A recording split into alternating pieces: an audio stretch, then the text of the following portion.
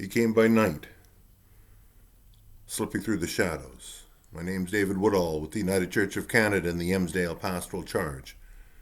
He came by night, slipping through the shadows, moving furtively beyond the light of the lamps.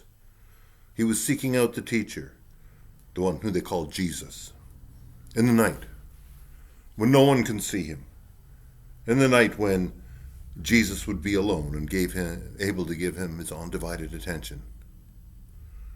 This man, Nicodemus, who would one day become a legend in the life of the early church, the one who was to later defend Jesus before the Sanhedrin, the one who found the tomb for Jesus' body to be buried in. This first time, he came with questions and doubts, seeking answers in the night. And when he left to go back into the night, Jesus said to him, "The light has come into the world, but people love the darkness rather than the light. Anyone who does evil things hates the light and will not come to the light. But whoever does what is true comes to the light." I'm sure, after hearing that, Nicodemus thought hard about his own motivations and thoughts. Was he an agent of light? Or was he the one to avoid the light because his intentions should not be seen or known, especially by Jesus? Intentions that hide beneath the cover of darkness. Under the cover of darkness, Russia invades Ukraine. Under the cover of darkness, civil rights activists disappear in Myanmar, in Hong Kong, in China, in Russia, and wherever power hates truth and transparency. Under the cover of darkness, Canadian authorities snatched First Nations children from their families. And much to our distress, too many of their young bodies were buried in the dark, in unmarked graves. Under the cover of darkness, Jesus found himself betrayed, arrested, tried, and sentenced to death. In this journey through Lent, light and darkness, motive and opportunity are things that we struggle with. There is a way of living that we all intrinsically understand is a good way to live. Coming to the light. Perhaps it's the Good Samaritan who stops and helps a stranded motorist on the side of the road. Or perhaps, I heard this one not long ago, it was the unemployed worker who had just been evicted from his apartment. He found a folder on the side of the road with money starting to blow out of it. He stopped and picked the folder up. It contained $13,000. He tracked the people down and returned the money. Coming to the light. At the swimming pool, back when we went to places like that, I overheard a man on his way out the door stop at the cashier and pay for the swim he had just completed. He said no one was here when I first came in. And the cashier said, "An honest man. Thank you." Coming to the light. Motive and opportunity. Struggling to understand who we really are. A journey through Lent. They were two old people, 75 years old. They were childless even though they wanted to have children. But the years go by and they learn to live with and to find joy in the life that they had. They were fairly well off. They lived in one of the great cities of the world. Their friends and family lived around them. They were ready to enjoy their golden years. Coming to the light has something to do with honoring and finding satisfaction in what we already have. This endless obsession our society seems to have to always acquire the next thing just ends in dissatisfaction. It's no wonder that people today feel more pessimistic about the future than they do feel positive about the future. Now, of course, there's many reasons that influence that sense of pessimism, but one of them arises out of being unable to keep up with our neighbors.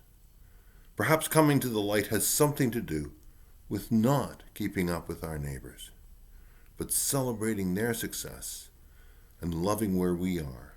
You make out of life what you can. You learn the secret of finding happiness and joy where you can and when you can. Abram and Sarah. They were the two old people. One day, as they were settling down with a cool drink in their big lounge chairs, Abram said to Sarah, "It's time to leave. I feel that God is calling us to leave this place and to go someplace out there." And Sarah said, "I know. I've heard God too. It is time to go." Coming to the light has something to do with recognizing that this life is a journey, not a destination. It has something to do with hearing and responding to that inner voice that pushes us away from the complacency of settled life, of settled possessions and settled lifestyles. It has something to do with pushing us out of our comfort zones and into the turmoil of speaking the truth, of following dreams, of working against injustice, of building hope. Abram and Sarah had to let go of everything they had built up over a lifetime of living. Their home, their furnishings, their relatives, their friends, a whole way of life. They had to let go of everything. And the journey they went on became legendary. Judaism, Islam, and Christianity all trace part of their origins to this one couple. 3 of the world's major religions all have a foundation in one older couple's restless response to an inner voice. Sometimes we don't know what that inner voice is calling us to. We don't know what the outcome will be. We don't know what tomorrow will bring. We do know that restlessness is a harbinger of possibility, that dissatisfaction can create hope. God, however you want to spell God's name, goes with us into tomorrow, whatever that tomorrow might be. Coming to the light has something to do with this journey of life.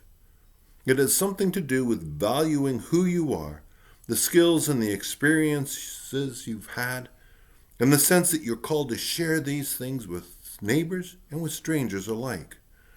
God created us for hope, kindness, goodness, love, and life. And God's hope is that we'll have so much fun sharing these things with others that we will change the world into a remarkable, hopeful, and loving place for everyone.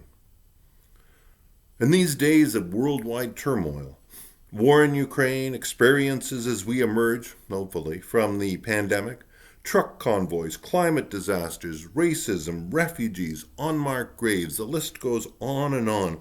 We're much like Nicodemus. Do we live in the light, or do we hide our thoughts and intentions? What is it we actually love?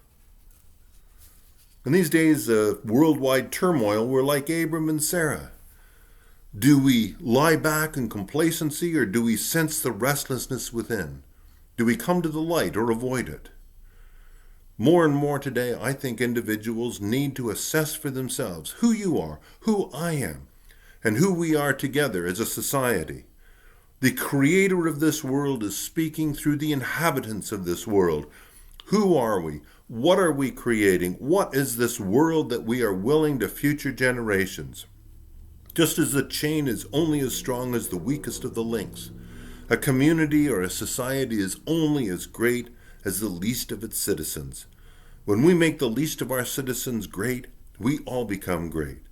This is something we do whether we are young or old, because there's always some person who needs a friend.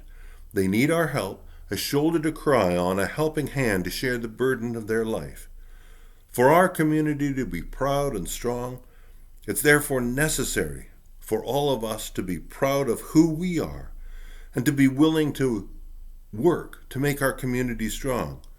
And we make our community every day by the way we live and the values that we have.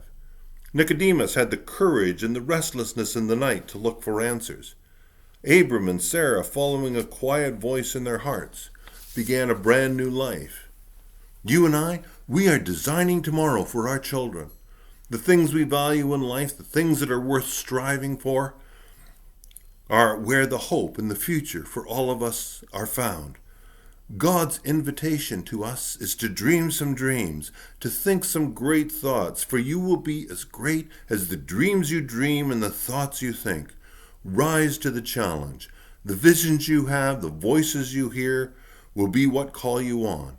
You will be as great as the help you give to others. You will be as great as the life you live. So live with a great love. We need to love with a great love. That's why we are made. God bless you and take care and be great because God is great. Amen.